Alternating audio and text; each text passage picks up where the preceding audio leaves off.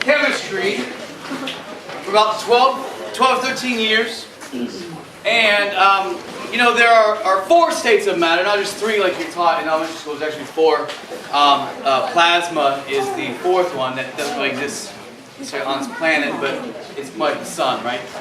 But one of them is the gaseous state, right? Gas, right? Gas is all around us. For those of you who live in my house, you know that is ever so true. But do you guys believe right now that if you do this, air will go in your lungs? Yes. That's kind of a thing. Don't read too deeply because all the bug spray is flying over into this area now. But anyways, you believe that, but can you see the air? No. I mean, look around you. Like, you can kind of see them dancing in their bug spray over there, but you cannot see air. You can see the effects of wind, right? You can see different things. You can see clouds, but that's more like moisture. You cannot see the air, yet you believe that when you take a breath, it's going to fill your lungs and give your body the oxygen it needs. You believe that even though you haven't seen it, but do you believe in a God that can do amazing things even though you haven't seen Him? Yes. This week we're going to talk about heroes of faith. There's a book in the Bible in Hebrews chapter 11 that's called like the faith chapter, right? It talks about all the guys throughout the whole and women throughout the whole Bible that had faith and great things happened. We're not only going to talk about that, but we're also going to talk about in the evening chapter, we're going to talk about a lot of like modern day type heroes, right? We're going to talk about a rock star, we're going to talk about a TV star, we're going to talk about an evangelist in Africa, we're going to talk about an elite athlete as well. So we're going to kind of hit on all areas of that. But tonight, we're going to look at like an overview of some of those stories in the Bible that pretty much defined people's lives. In Hebrews chapter 11, most of you should have a Bible. Listen to me. Tomorrow morning, for those of you who don't know, we start every morning off reading the Bible. So tomorrow morning, the first thing we'll do is meet here and bring your Bibles and your journals. We're going to get some pens tonight, so if you don't have a pen, we will get those for you. So, if you have your Bibles, which I hope you bring them to every chapel service. Physical Bibles are amazing. Digital Bibles, they work. All right.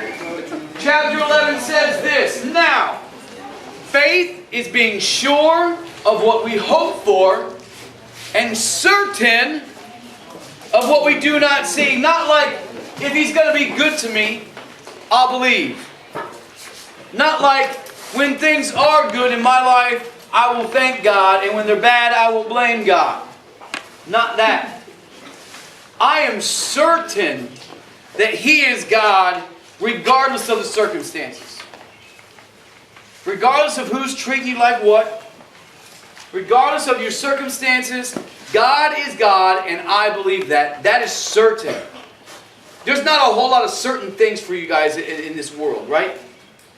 It's all truth is relative. Your truth is your truth, and your truth is your truth, and that's not my truth, and I'll just believe it, right? You know, the old guys like me say, don't let my facts get in the way of your feelings, you know, that whole thing. But like, it's the whole truth is relative, which means it's not really truth. But there is truth. And you need to hear that. There is truth. And the truth is that you can believe for certain that God is on the throne and in control. Your life may be out of control, but God is in control.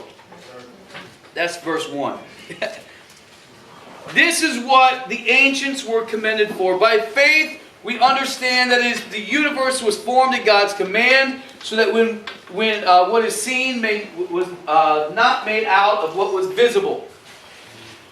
I teach earth science as well. One of the chapters is on the origin of the universe. The Big Bang is generally taught completely wrong. The theory is there was no big explosion. It was more of an expansion over time, right? But they still say that there was particles there, but they still have never explained where those initial particles came from that caused the expansion. They still don't know that, right? Even now on this planet, there are laws of science that say matter cannot come from nothing. The law of conservation of matter says, that's the law of conservation of energy, but the same for matter. Matter cannot be created or destroyed. You eat food, you poop it out. That's the circle of life, right? You cannot waste water. Water doesn't go anywhere. It goes into the ground and it's recycled, or it goes into your body and is recycled. We won't talk about how it's recycled, right? But it is recycled. And then you drink it again, right? That's gross, but it happens. Matter is not created or destroyed. And this says that God, at His command, made what is seen what was not made out of what was visible. Now, he talks about different guys like Cain and Abel. He talks about Enoch, who didn't die. God just took him up to heaven.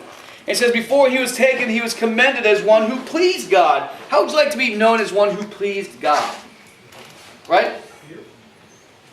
At this point, I'd like to be known as one who pleased my wife. You know, for that, I'd settle for that sometimes, right? Or pleased my parents, right? But pleased God is what he was known for. And without faith, it is impossible to please God. Because anyone who comes to Him must believe that He exists and that He rewards those who earnestly seek Him. What does earnestly mean? That's not a word that we use a lot in this vernacular here. What's earnestly? Yes? Isn't it like you're not, like you're being sincere and not... Like super sincere and like super passionate, right? Like I am giving everything I can to seek after this, right? Everything in me is going after this one thing. And he says those who earnestly seek God will get rewarded. That doesn't mean, well, let's keep reading. You'll see what that means. It says, by faith Noah warned about the things that had not yet seen. It had never rained. Did you know that when Noah built the ark, it had never rained on this planet? According to this, it had never rained. And he told people, guess what? It's going to rain so much, the earth is going to flood. That's why I'm building this huge ark, and it's taken me 120 years. 120 years to build an ark. A boat. Nobody knew what a boat was. There was no water in that type. Then it started raining, and they said, what is this? And I've been doing it for the last 12 months. What is this? Again, rain again.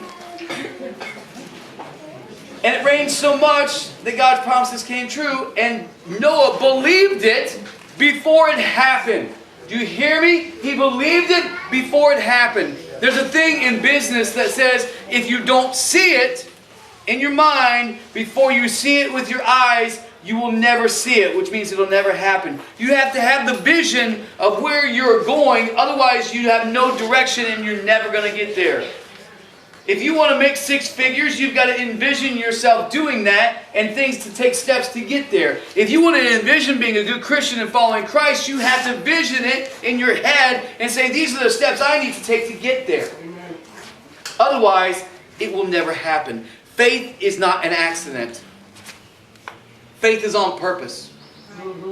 Noah did not spend 120 years building a football-length, field-length boat by accident. It was on purpose.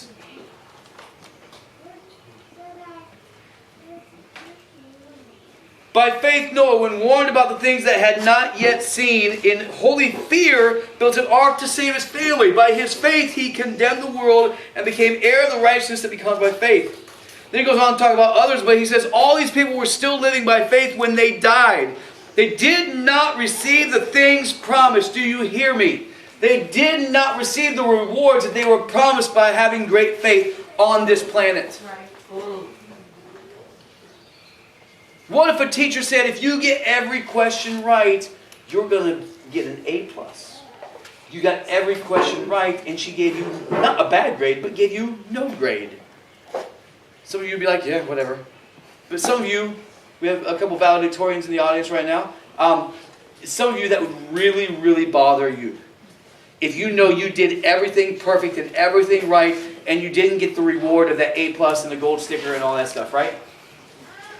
Or like you pitched a perfect game and got no recognition. Or whatever, right? You played the perfect notes or you sang the perfect song and nobody clapped. I mean, Mary, can you imagine that? Like you're performing, like singing something, and you bust, just busting out and singing, and everything's going great. And you're done, and it's crickets. Thank you. Right? I mean, Jessica's performed before, Abby knows lots of other people that have performed, right? Like, think about that. Like, you perform and do this great performance, and you get done, it's like, they stare at you. One time, I remember, man, I was probably like 6 or 7 years old. It was a Sunday night church service, and this, like, gospel quartet came to sing at our church, right? When in our church, it was, like, illegal to clap. Like, if you clapped, you might go straight to hell that night, right?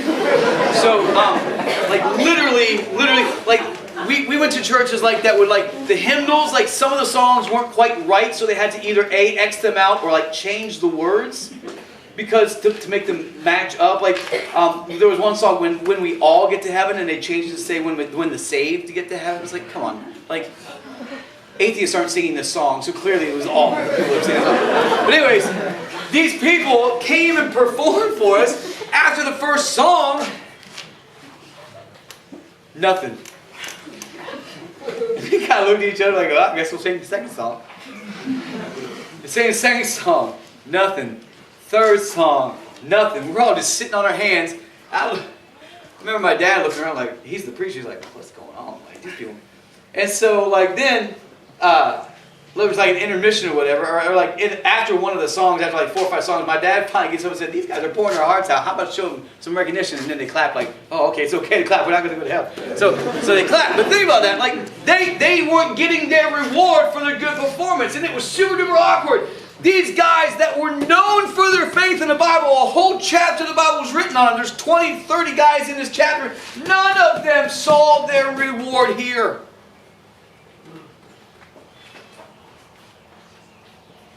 That's tough. To live an entire life trusting, believing, worshiping, giving your all to Jesus, and not getting your reward in this life. Tell me, is it worth it? I mean, think about it. That's something you need to seriously consider. If you never got anything from God other than an experience like tonight, where you're giving it all to God, would it be worth it to follow Him your entire life? He says, continuing on, they did not receive the things they promised, then only saw them and welcomed them from a distance. And they admitted that they were aliens and strangers on the earth. People who say such things show that they are looking for a country of their own. And then it says, by faith, by faith, by faith. He says, what more should I say? I do not have time to tell you about these other guys. Gideon, Barak, not Obama. Samson, not Samsung. Jephthah, David, Samuel, and the prophets. We're going to talk about some of those guys this week. He says, who through faith conquered kingdoms, administered justice, and gained what was promised, who shut the mouths of lions, quenched the fury of the flames, and escaped the edge of the sword, whose weakness was turned into strength, and who became powerful in battle and routed foreign armies. Women received back their dead, raised to life again. Others were tortured and refused to be released, so that they may gain a better resurrection. Some faced jeers and flogging, while still others were put in chains and put in prison. They were stoned, and they were sawed in two. They were put to death by the sword. They went about in sheepskins and goatskins, destitute, persecuted, and mistreated. The world was not worthy of them. They wandered in the deserts and mountains and in caves and in holes in the ground. Is this the good, positive, first lesson you wanted to hear? They were great. They believed in God, and their lives were horrible. So guess what? You're no different than all these amazing stories of faith in the Bible. If these people that were specifically talked about in the Bible as people who had amazing faith were sawed in two, you think that the same fate may not happen to us. Maybe not in this country, but I'll tell you what, in foreign countries right now, in Iran, in places like that, it is happening. Thousands and thousands of Christians are being put to death in inhumane ways for their faith.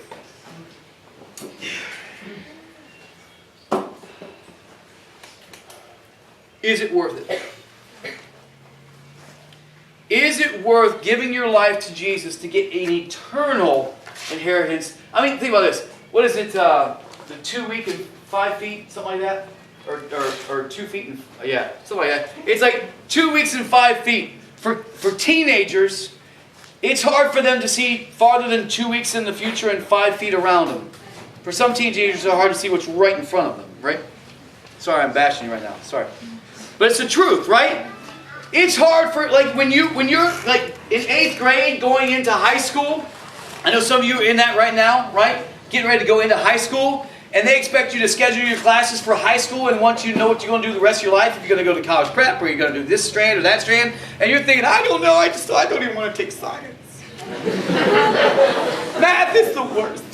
Do I have to take math? Yes, 4 years. Oh, it's the worst. And then you go through high school and somehow survive. And you get to your senior year, and I know a lot of you in here just graduated. I got like 40 graduation invitations. Couldn't make it all. I'm sorry. But yeah, made the Gideons just in time.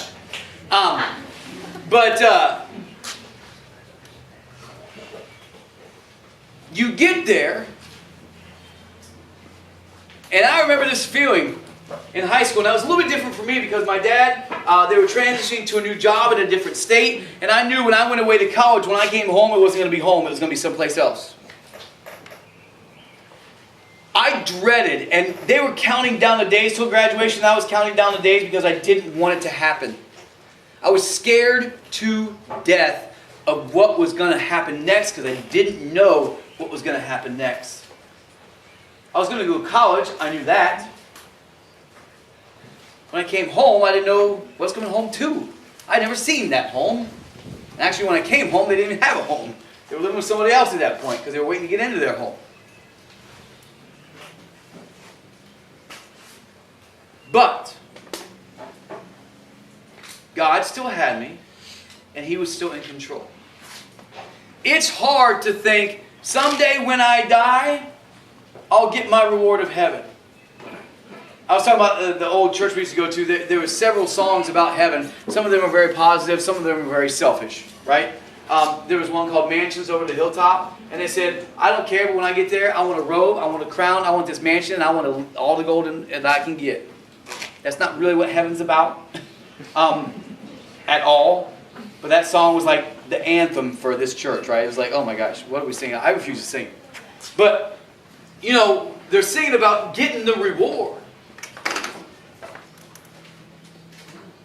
It's, you know, like I said, we got a couple people who had very good success in high school. They were valedictorians. And that is something that takes 4 years to accomplish, right? You can't just get straight A's one semester and be valedictorian. That takes 8 semesters. That's math. 8 semesters of not just straight A's, but like straight A's is 4.0. You have to get like, what it was like, I think it was like you had to have at least a 4.2 or something like that. 4.1, which is better than straight. You had to get better than straight A's to even be considered to be valedictorian. You had to do better than the best, right? It's difficult for some of you to get straight A's one semester, let alone 4. Let alone do it your whole life and not get recognized. And that's what God is saying. Guess what? You may live your whole life for me and not get the reward here, but the reward that is coming is worth it.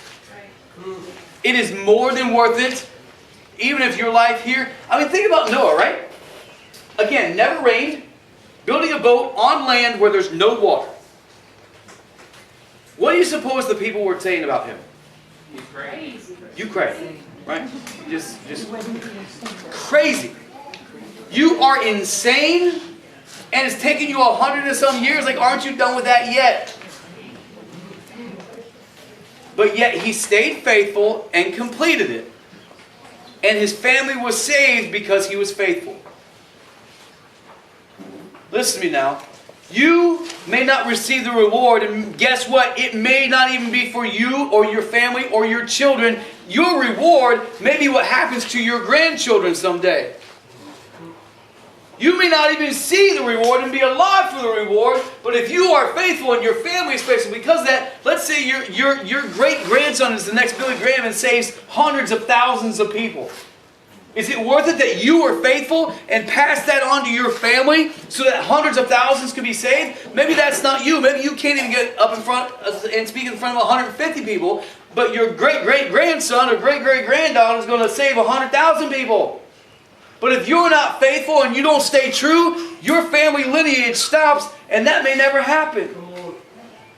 You're not just living for you.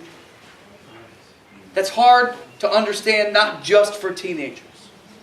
It's not about you.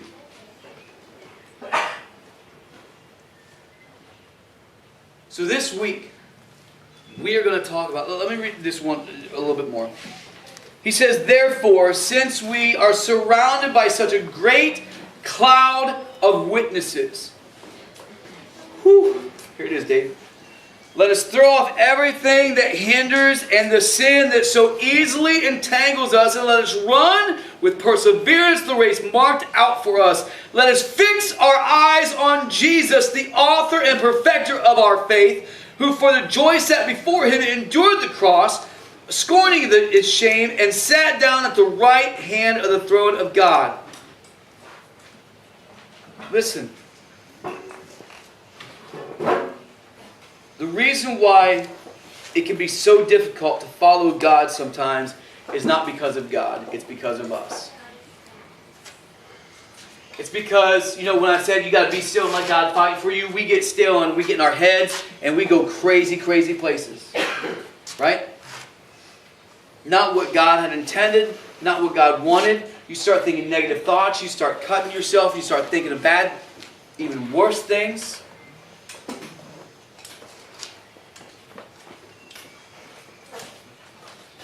He says, run the race with perseverance. What's perseverance mean? Never give up. Never, ever, ever, ever, ever, ever give up.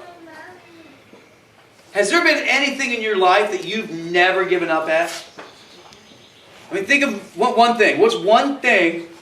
Let's give 3 examples. Raise your hand. I will call you. What's one example of something you've never given up on? Working with animals. Working with animals. That is your passion. You're never going to give up with it. That's for you, not for me. Yes. Singing. Never give up. Yes. Yes. Hope for loved ones. Right? What's one thing? Training dogs. Lots of animal lovers. Yes, sir. Family. Never give up on them. That's good. Yes. Working out. Working out. Yes. Don't ever stop. No, you get big and then you got to get small again. Yeah, that's not fun. Yeah. So lots of things that right now you're like, I'm never going to give this up. I'm going to push through it no matter what. People like that end up like LeBron James and Michael Jordan and Tiger Woods.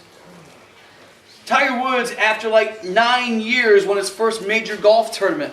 People said he was done, never going to happen again. He didn't give up. Don't give up.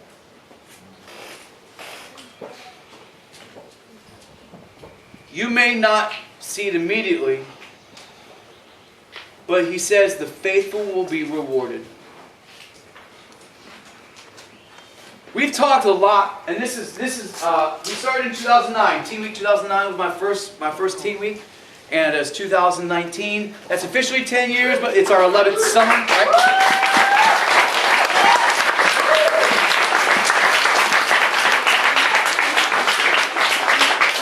Our 11th summer of camp, but the 10th year, that's math. It's really weird how it's like calculus, carry the eyes, and the imaginary numbers and stuff. Yeah. But my first year, I had, and some of you know this, I had 25 staff. We were all set, ready for campers, right, and all this stuff. And here we show up, we have 25 campers. It was literally one staff for one camper.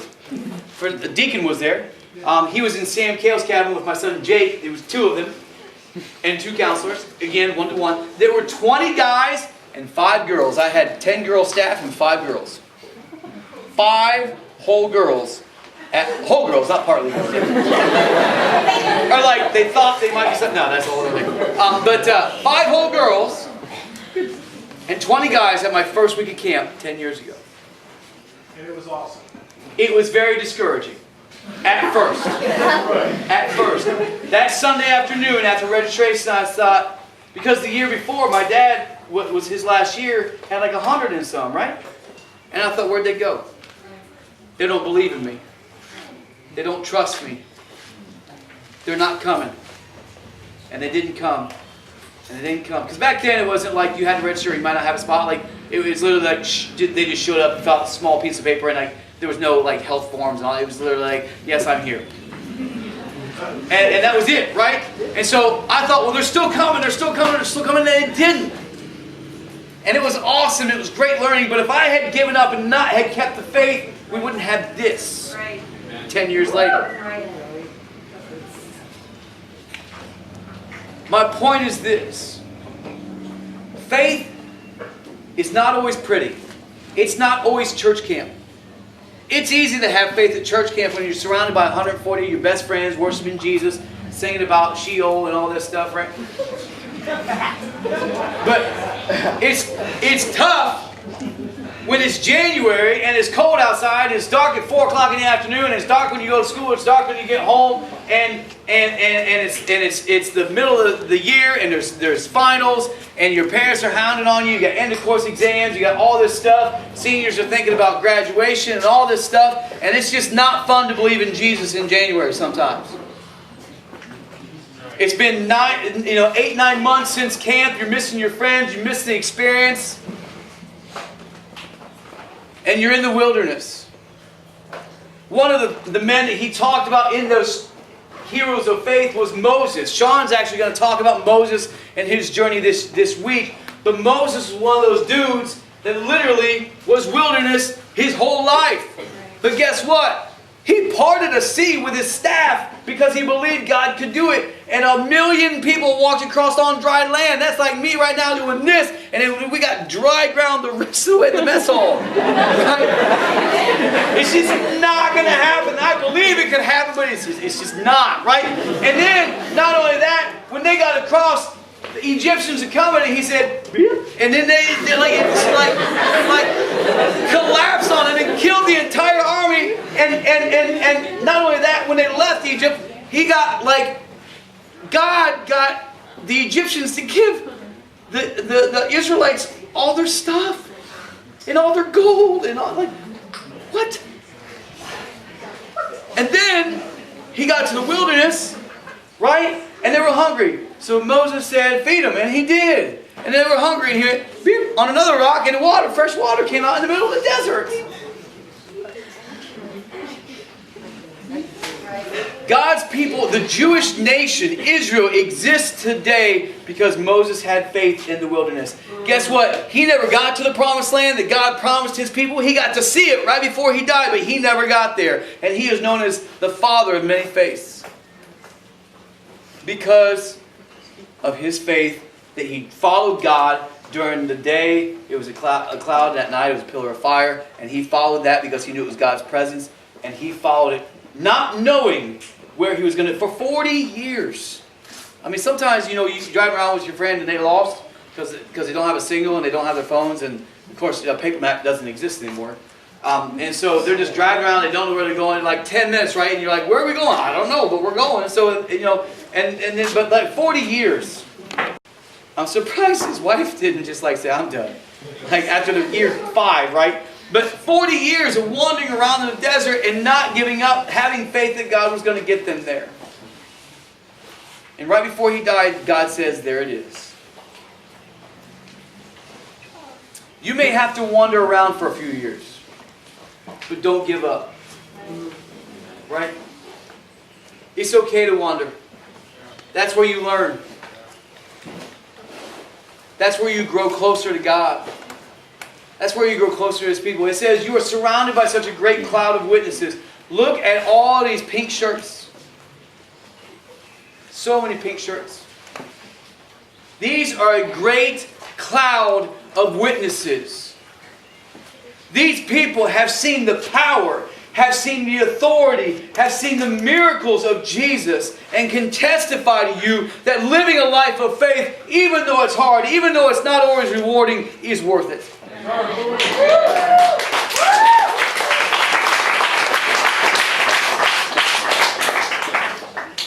When it's January and you're having doubts, reach out to one of them. Reach out to one of them. And I love that you guys want to help each other, but guess what? If you're in the same situation, it's hard to help somebody. Right? You got to find somebody that's been there and gotten past it. Some of us adults are still not past it, right? But we're dealing with it, right? So find somebody to do that. This week's gonna be great. Like I said, we're gonna talk about Gideon, which Dave's talking about that tomorrow. We're talking about who's Tuesday for me? Who's Rick?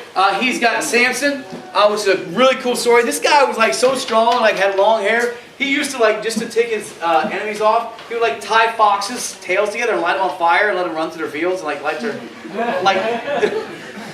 This stuff's in the Bible. It's so sweet. But anyways, then Wednesday is Sean and Moses.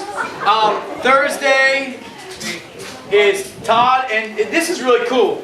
So last year Todd talked about Elijah.